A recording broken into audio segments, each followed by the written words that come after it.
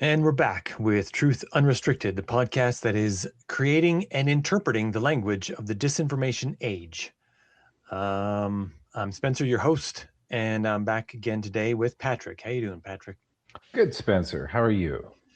Good. I'm. We're gonna do another episode of The Prisoner today. Are you prepared? Did you do your homework on The Prisoner? Yeah, yeah. I'm Yeah. I'm caught up. So I'm much caught up better at to the. homework now than you were in high school, right? That's putting it mildly. Yeah. Yeah. Yeah. Me too. I don't know Me about too. that. You I were you were I straight wasn't A's. I was straight I detention. wasn't good at homework, and I wasn't straight A's. I got A's in the classes I liked, and the Oh, ones that I didn't like homework in, I got B's and whatever. I we just just never heard about those. I never showed anyone my report card. Everyone knew that I was smart or whatever, and every once in a while they'd give me an award for something or other. But yeah, I never asked for those. I never put my name on a list or anything. It was just a thing that happened. Yeah. Anyway, I don't have any housekeeping. There's been no change to the stream of likely AI generated requests to be on the podcast that I get. Just gonna still ignore them because I think they're just a machine. And we're gonna move on. So for anyone who's unfamiliar, quick recap here. We're talking about an episode of The Prisoner called Checkmate. This was the 9th episode to air in the original run of this show back in 1967. And it's very obscure. Most people have not seen it. And sometimes I wonder if anyone cares that I do these things that no one's ever seen. But I don't know. I think without feedback, I think I'll just carry on as if nothing's wrong. Maybe I'll do a really, really obscure thing next time around, and just to see, I'll do like I don't know. It'll be standing some sort of test of time. Someone will circle back to this later, Yeah, you know, and yeah, it'll be someone it'll will. be really It'll important. it'll be Yeah. on the internet forever. Yeah. So Yeah. that's the thing about it. It'll be there forever. Uh, yeah. So we've talked a little bit about The Prisoner. We talked about the premise, and in the last episode, we talked about an episode that was called. No, it wasn't called that. It was called Free for all? Free for All. That's right, Free for All. The sort of send up of democracy that he did. It was brilliant. This is maybe my favorite episode, actually, my personal favorite. Maybe this one, although there's another one that we're going to do. The next one we're going to do is also a strong favorite of mine. Mm-hmm. So, but let's just get into it. We're not doing a scene by scene play by play of this, but it's going to seem like it the way that this starts, because I don't have a clip for this because it's all audio and I can't show any of the video, otherwise YouTube gets very angry. But this show, after the opening credits, the 3 minutes of opening credits, it opens with our old pal, the big white ball, Rover, roaming the streets, right? And as soon as it shows up, everyone completely freezes, like unnaturally freezes and stops everything they're doing. And we sort of get the idea that this is done out of fear. The villagers do this because they're afraid. It's some sort of village rule. Yeah, well, when you act out too far outside the bounds, Rover gets you, right? Yeah. It seems unpleasant. I think it was difficult with his the technology of 1967 to do this, but Yeah. um, Rover but today as would be terrifying. Rover back then is kind of yeah, like, I don't know. That's I think I'd yeah. be okay against Rover, but Well, I don't know. It the one time it rolled over a person, it did look not great.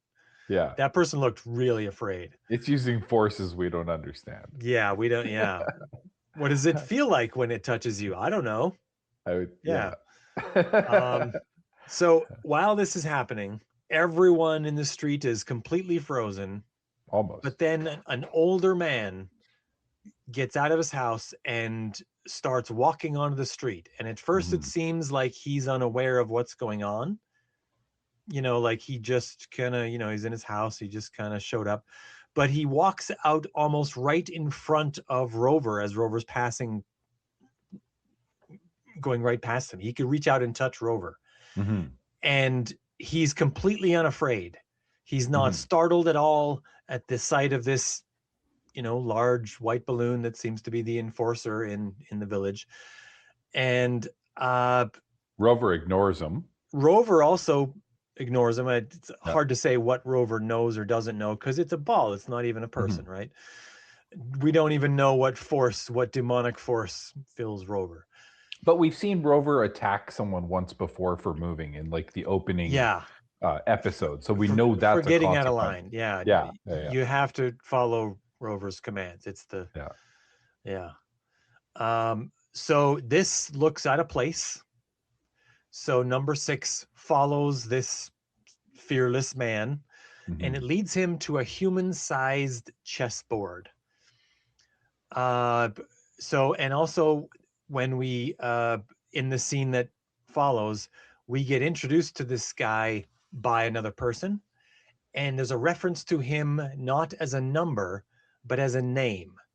He's called the Champion.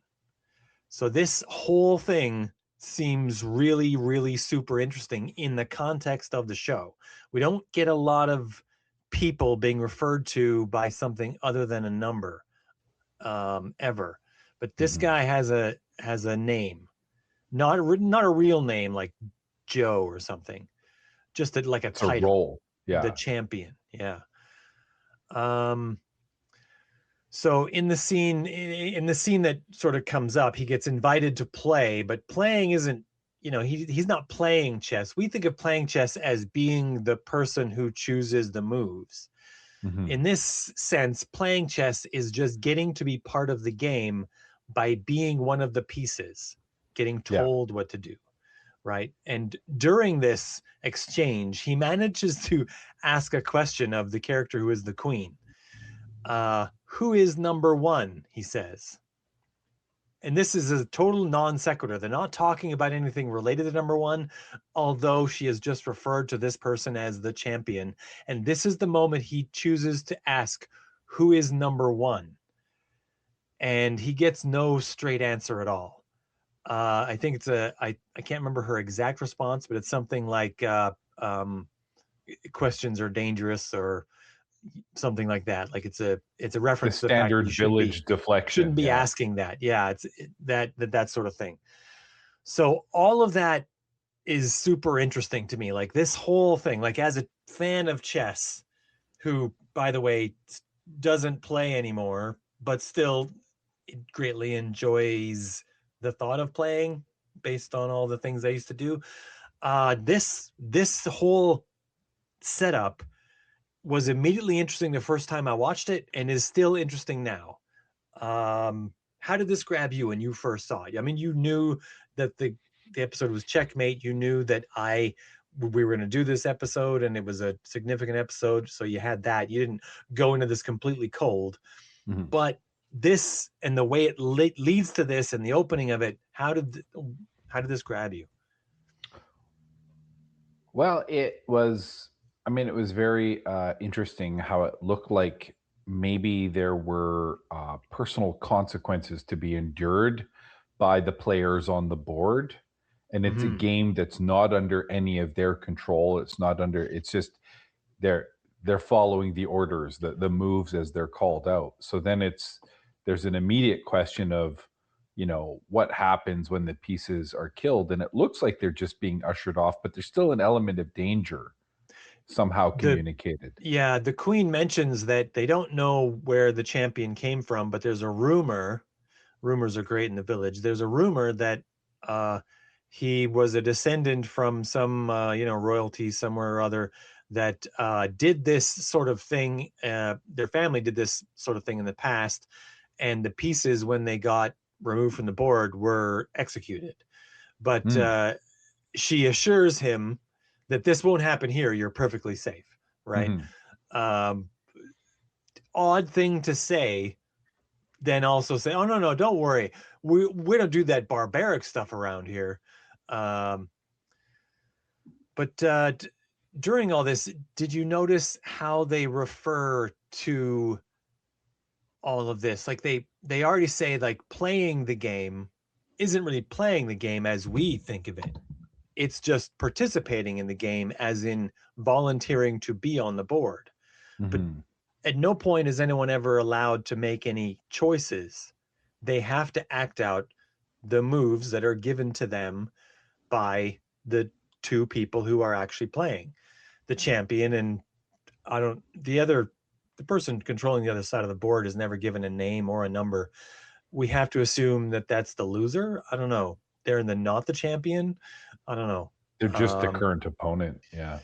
Yeah, the opponent, I guess. The champion and the opponent. But I mean, if one of them's a champion, the other one's the loser, right? They're the one that's bound to not be winning. the loser. Yeah.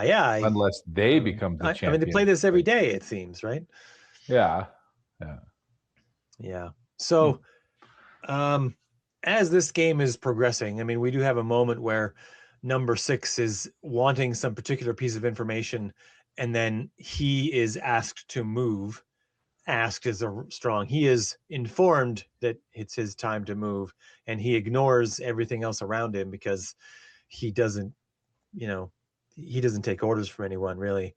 He's the hero of the story, but he does eventually capitulate and move just to see what else is going to go on in the game. Or, I mean, that's what it seems like anyway. He deigns to move after he is asked several times, reminded by loudspeakers and everything else. And then shortly after that, we have another moment where we have another player on the board who does something. And I have the audio clip of that. We'll see if this makes any sense in just audio form only. Let's see. Check! White Queen's rooks are moved without orders. Bring him in for treatment. Control room to hospital. Control room to hospital. Report to chessboard. Call the substitute. Call the substitute. The substitute. The substitute. Call the substitute.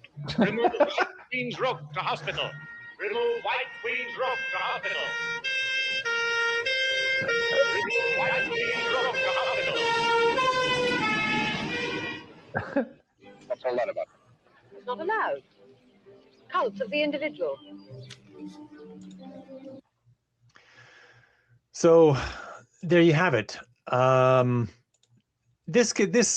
It could almost work as a radio play, right? You almost understand sort of what's happening here. We have to explain that this character, the rook, played out of turn. He wasn't informed that it was his move, that he was to move.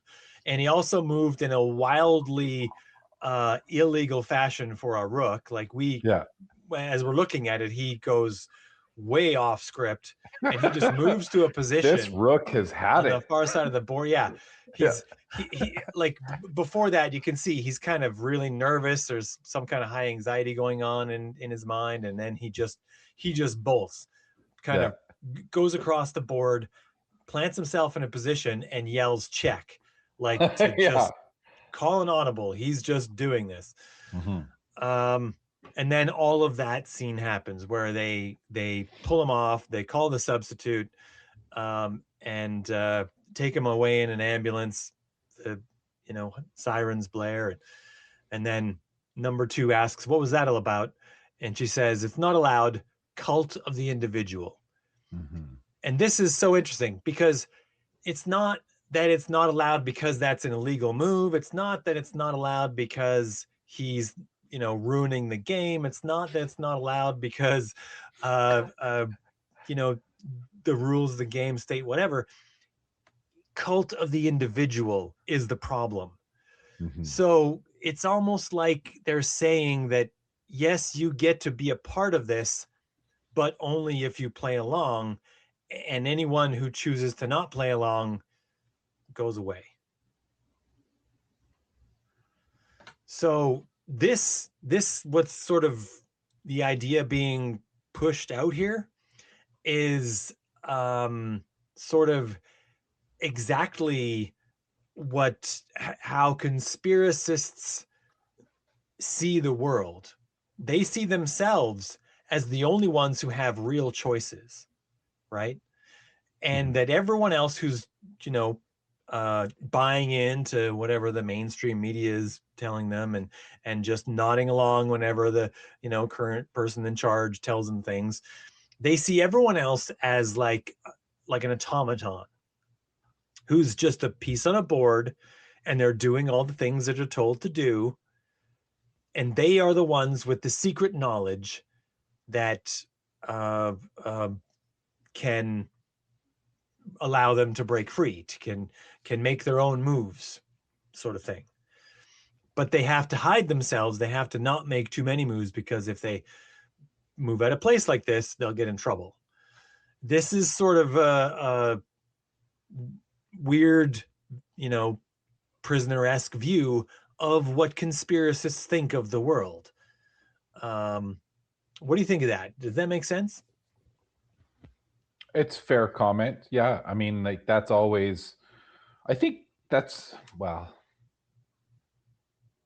I almost would say it's fair of both sides. Both, if we look at both sides, we both believe the other side is operating from a deficit of real knowledge about the situation, and so therefore any decisions made by the other side are suspect because we're saying that it's not built on sound reason. Well, okay. Two sides, but one side thinks the other side is all just pawns in a game Mm-hmm. that are just doing whatever society tells them to do. Mm-hmm. And that's the reason why they're distrusted, because they aren't in on the knowledge, and cognitive dissonance will prevent them from accepting, you know, the truth, in quotes, the truth. Mm-hmm. But we would tend to not trust them for an entirely different reason. Not because we think they're pawns who are following any kind of instructions from a leader of any kind that's doing it, but because they're irrational. They're unpredictable. They're not going to follow along with anything because they think following along with things is a trap of some kind that causes them to, I don't know, lose a part of themselves, I think. Okay. Well, the only challenge then I have for that is just the idea of what constitutes a leader, right? So, like, when you have people that suffer from misinformation, looking at the leaders of state, like those are formalized leaders, Yeah. as opposed to informalized leaders who are the, I don't know, like Alex Joneses, or you like YouTube influencers, or I don't have a lot of names on speed dial, but you know what I mean? Like their leaders are the ones who are posting the shit that gets shared the most Well, amongst their little circles. we might call them influencers, but that's a very Sure. generic term. I might call them thought leaders, or perhaps like thought filters, because many of them aren't very original. Most of them are not very original. Most of them are repeating each other's stuff, but each other, pardon me, each other's stuff that fits with the narrative that they've come up with so far. So, like Alex Jones has a set of ideas, and he repeats oftentimes what other people have come up with from Twitter and other places, but only the select parts that go with the story that he's been laying out so far, the theme that he's been working on, right? So, you know, the parts that will, if he says that shootings are fake because the state wants to convince the public to agree to give up their guns, then that's a sort of a theme that he's working on. But then when there's another shooting and someone else comes up with some other narrative about, the way in which it's fake, he jumps on that and says, oh yeah, that's a good one. And then he just repeats that. And he didn't have to come up with those ideas. Other people are coming up with them because they're in the sort of same stew that are generating these ideas, and you just pluck the ones that work for you at the time. And this is a thing that I call crowdsourced storytelling, where all these voices are chiming in with different conspiratorial ideas, and you pick out the ones that you like and you form the story yourself to make some weird sort of sense to you. And this is a thing that you'll notice with anyone who is very deep into these conspiratorial ideas, is that they'll have the parts that they like, and they'll often have other parts that they don't agree with or don't even like. And they'll be putting it together on their own. Every one of them has their own unique set of like storytelling DNA that they've all collected from all the many different sort of thought leaders or what did I say? The Influencers? filter people that are bringing to them just the select ideas, right? But I mean, it's not just Alex Jones, it's Candace Owens, it's Jordan Peterson, it's RFK Jr. It's the list is long here, right? There very many of them are right-wing people right now. That's just because that's where the money is, essentially, for this. The audience for that is in the right wing right now. There are some that sort of lean left, but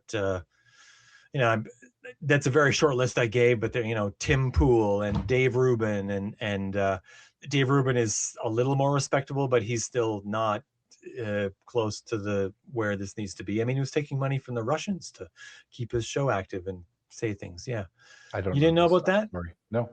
Oh, that's a whole thing. Tim Pool and Dave Rubin and a couple other people were all in a media company together that was all getting paid money from Russia to be on the air. Tim Pool was getting something like $400,000 a month or something. Yeah, it was crazy. And he apparently didn't ever ask where that money was coming from. Yeah, if you believe that, yeah.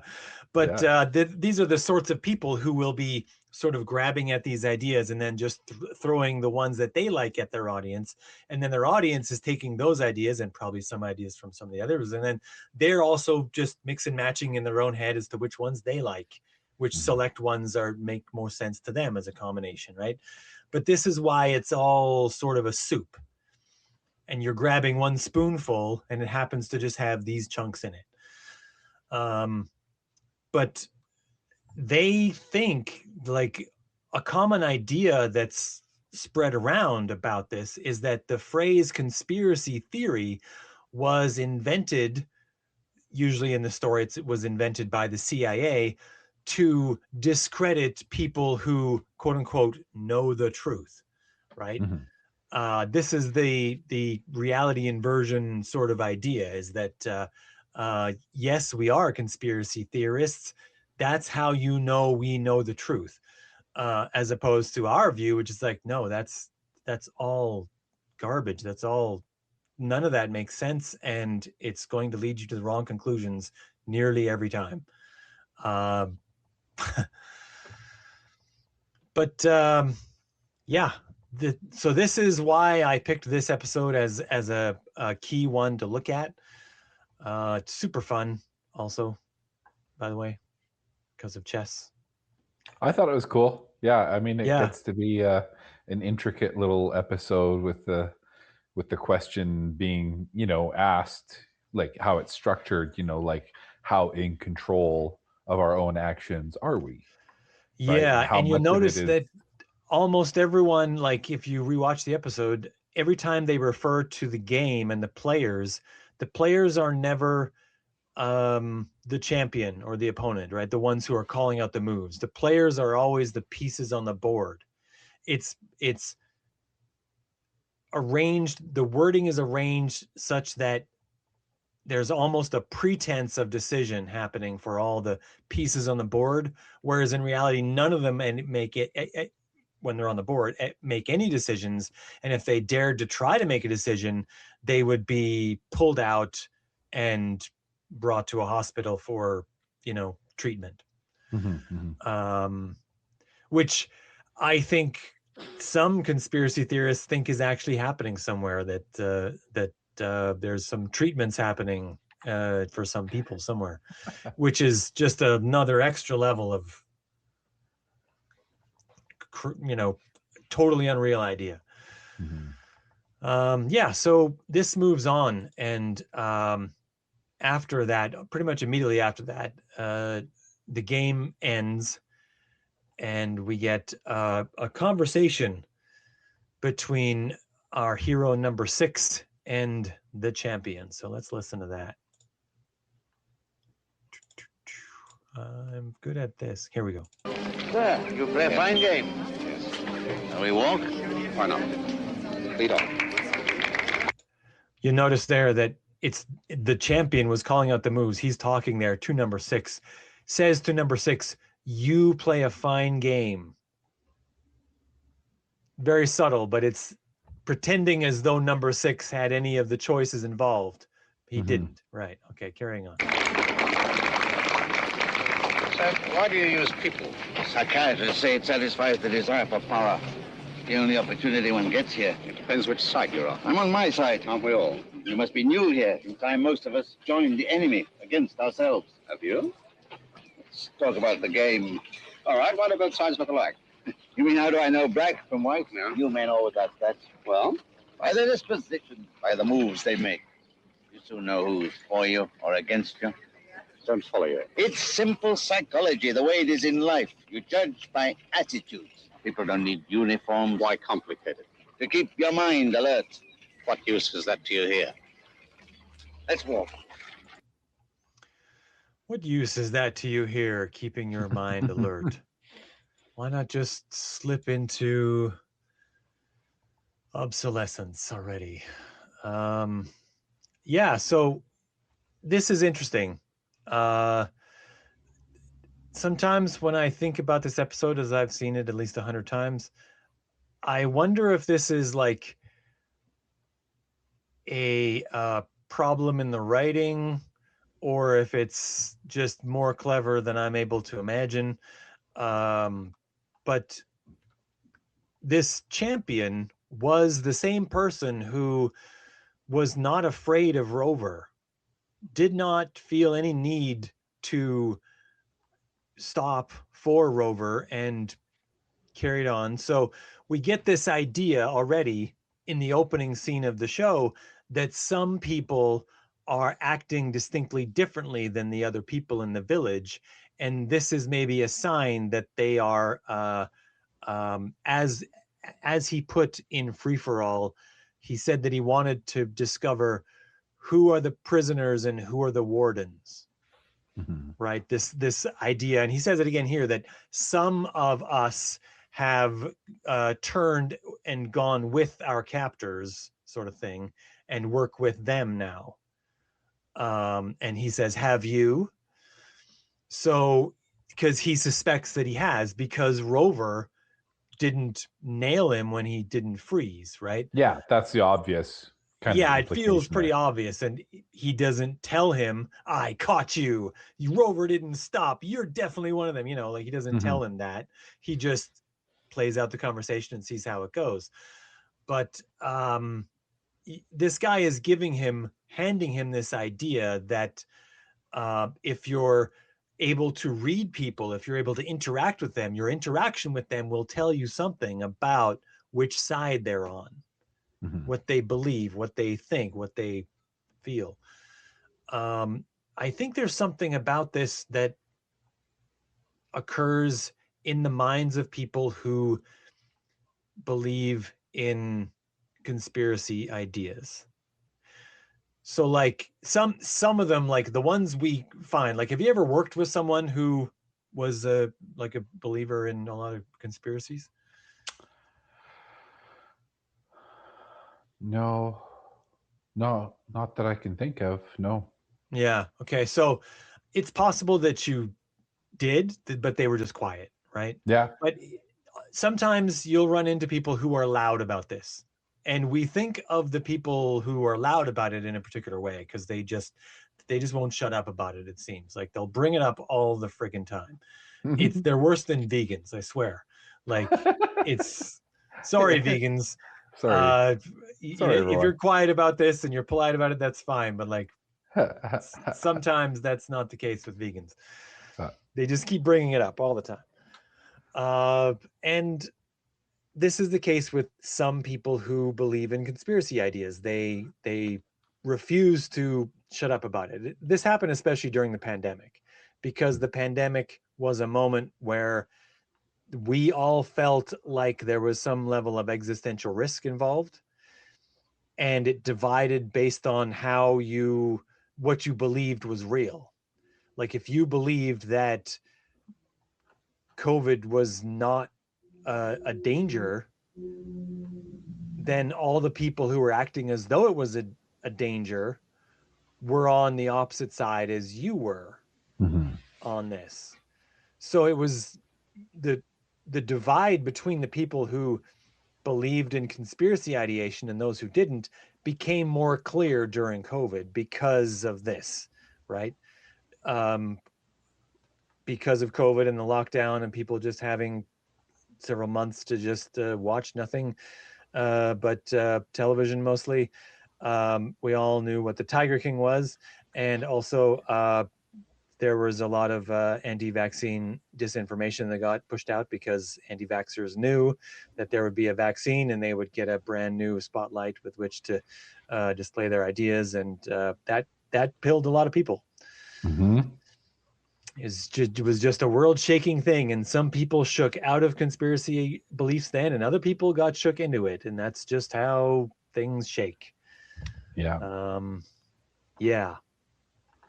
But that idea, like this idea of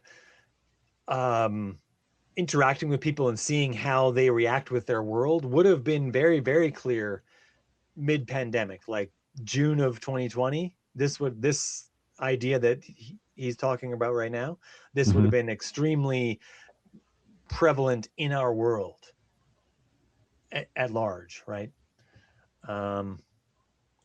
So from there, we have there's a couple scenes that I don't mix in here. There's a bunch of stuff involving the Queen that I just thought was a little bit weird. Quite frankly, it doesn't seem to have added much to the plot. I think it's mostly filler. At one Yeah. point, they hypnotize the Queen and convince her that she's in love with number 6, and she breaks into his house and tries to, I don't know, clean it or make dinner. I don't know. It's hard to say. He's in his pajamas. It wasn't clear to me whether he just woke up or he was going to bed. I don't know. But yeah, I don't know.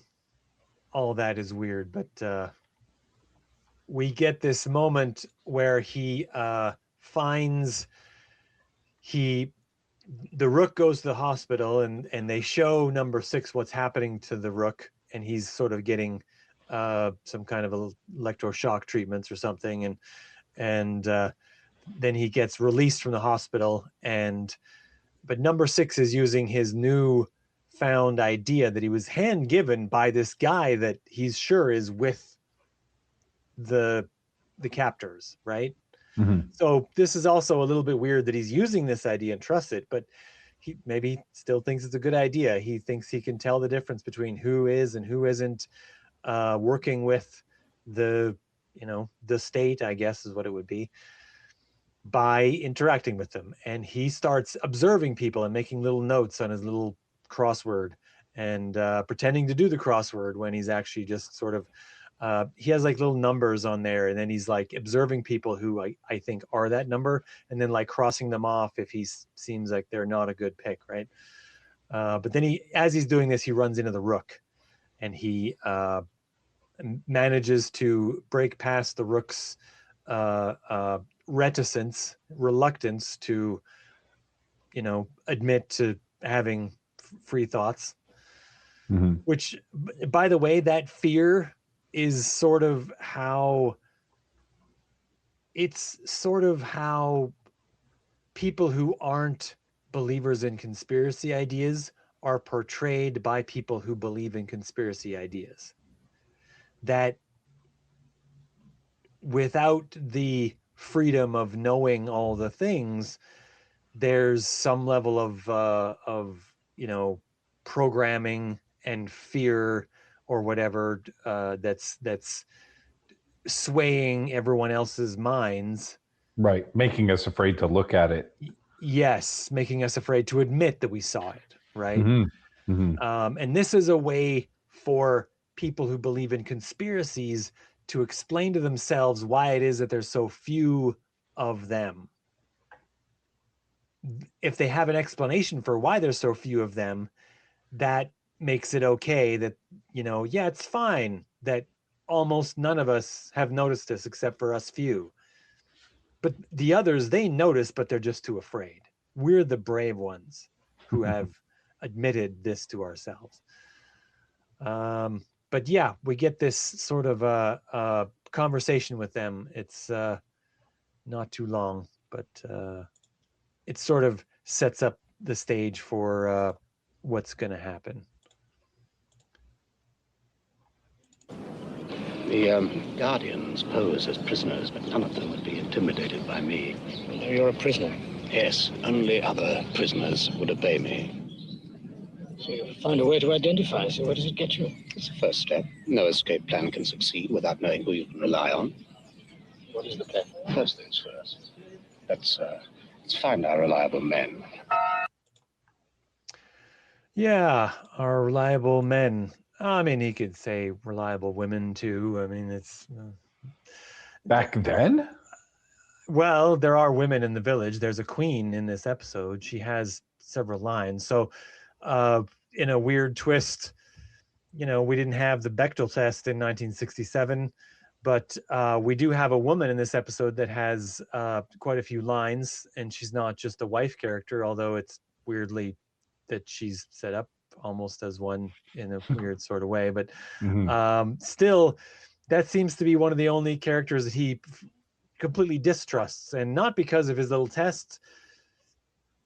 I don't know where to go with that. It was 1967. I mean, yeah, there was unspoken misogyny happening everywhere.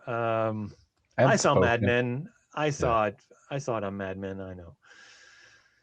So yeah, but he does lay it out exactly there that they need to find out who they can trust before they make an escape plan. And then they go and they set about doing that. He essentially poses as a captor, starting demanding things of people. He goes up to a storekeeper.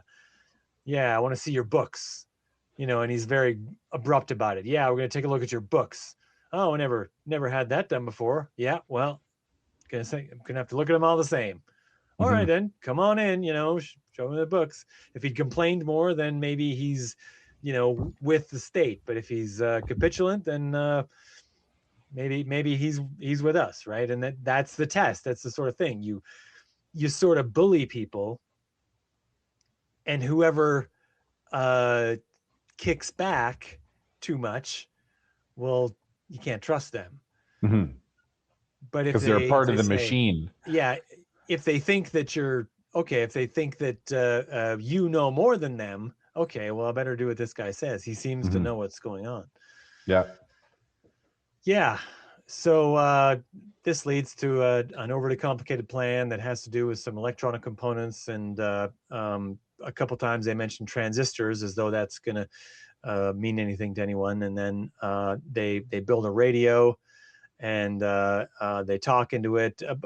A bunch of stuff happens, and the whole thing is a ruse, because they also know that the people in the control room are watching them and trying to figure out what they're doing. So they need to make it look like they're doing something when they're doing something else. And they do like a real, what I call a Will Riker move here. You watch Star Trek Next Generation, right? Yep. Yeah. Who was the most strategic mind on the Enterprise? Mark D?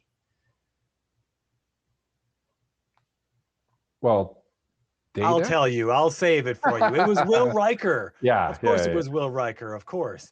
When it comes time at the conclusion of Best of Both Worlds at the end of season 3, when Jean-Luc Picard becomes a Borg, and he knows the whole plan of how they're going to defeat the Borg, and now they're from square one. He has to find a way to outsmart Picard, and Picard has the advantage, right? Mhm. He comes up with a brand new plan, but the brand new plan has to look just like the old plan. So Picard thinks that they're just following the old plan. So Mhm. this is that same thing. They do a thing to make it look like that's their plan, but their real plan was something completely different, which was this raft. Misdirection to make it look like one thing, and then he just bolts out there, grabs the raft, and he's gone. Mhm. So this is the what we're going to play here is sort of the ending. We don't always get this in The Prisoner, but in this one we get the what I would call like the evil villain monologue, the James Bond villain monologue at the end, where he explains the whole thing. So this is what that sounds like. He's picked up by a boat, he's rescued, and here it is. I hate to disappoint you, but the Polotska's our ship. The weather forecast was very bad. You wouldn't have stood a chance in that toy boat. I'm touched by your concern. What happened? There's been a slight misunderstanding.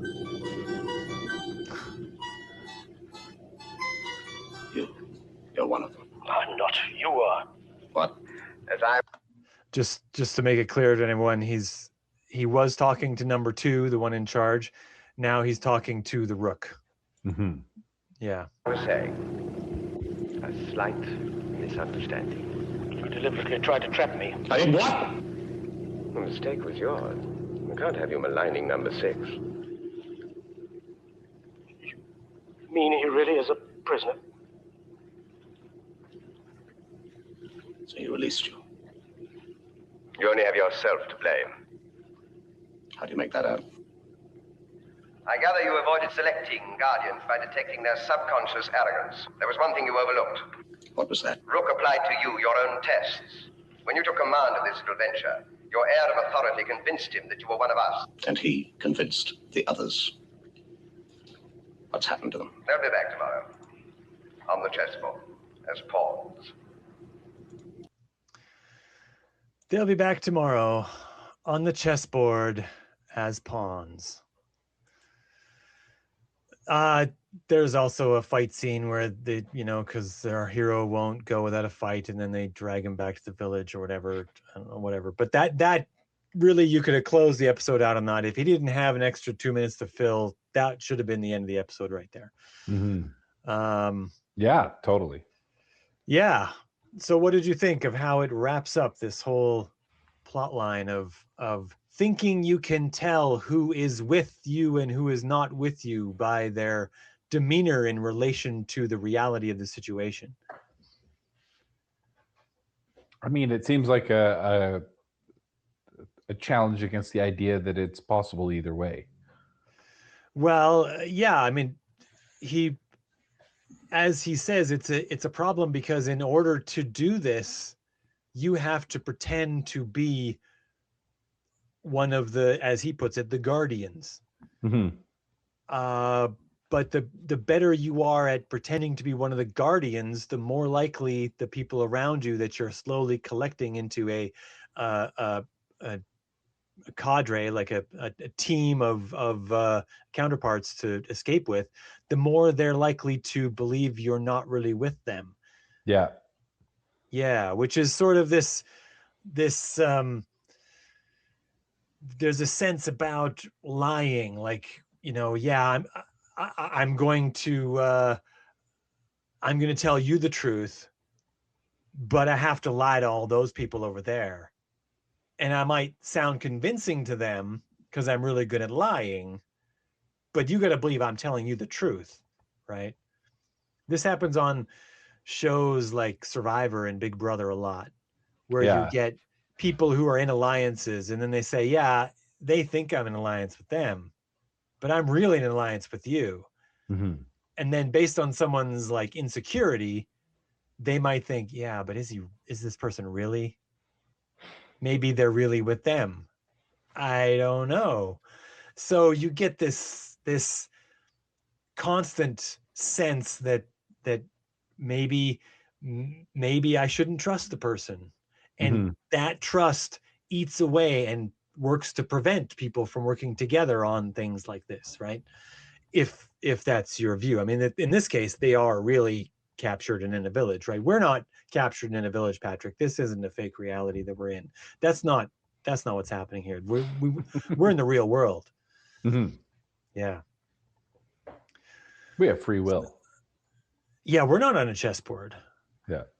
No. No one made me say that. I mean, we are in capitalism, and that's sort of like a big chessboard. And I think that's in some ways sort of a thing that he's sort of playing at here, is that everyone who's just a piece on the board in capitalism is sort of portrayed as though they're part of, they're the capitalists. But they're not really the capitalists. They're not the ones who are making the decisions, the real decisions on the money and the movements of everything. They're just the people who are experiencing the atmosphere created by other people who are much richer than us. Living according to the constraints imposed by the system we occupy. Yeah. Yeah. Sort of like pieces on a chessboard. Yeah. On a chessboard with like roughly 7 billion players, give or take. But some people definitely only moving diagonally. Some people only moving forward one spot at a time.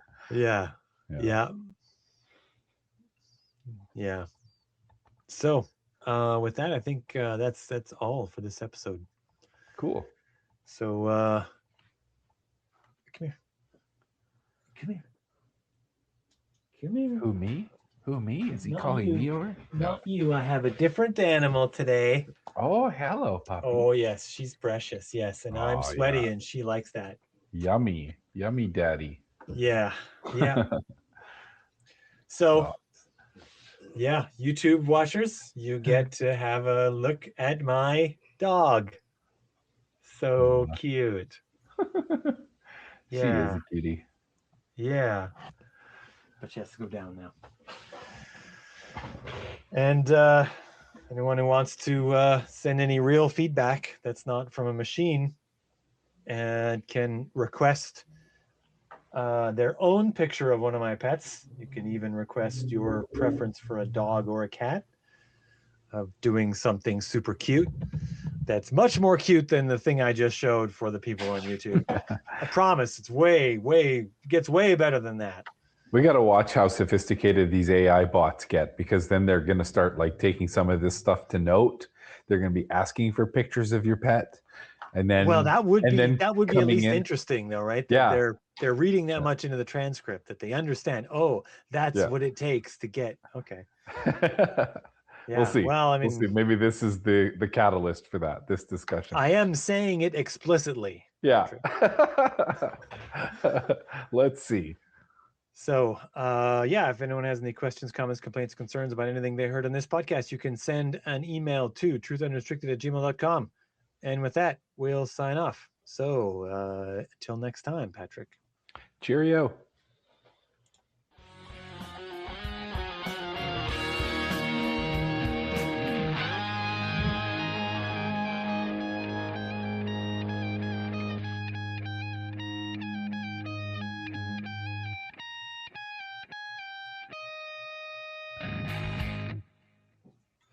Don't forget to like this video and subscribe to this channel to get more content like this. Special thanks to Jeff Powell for the intro and outro music handcrafted with real guitars. Please send all feedback to truthunrestricted@gmail.com.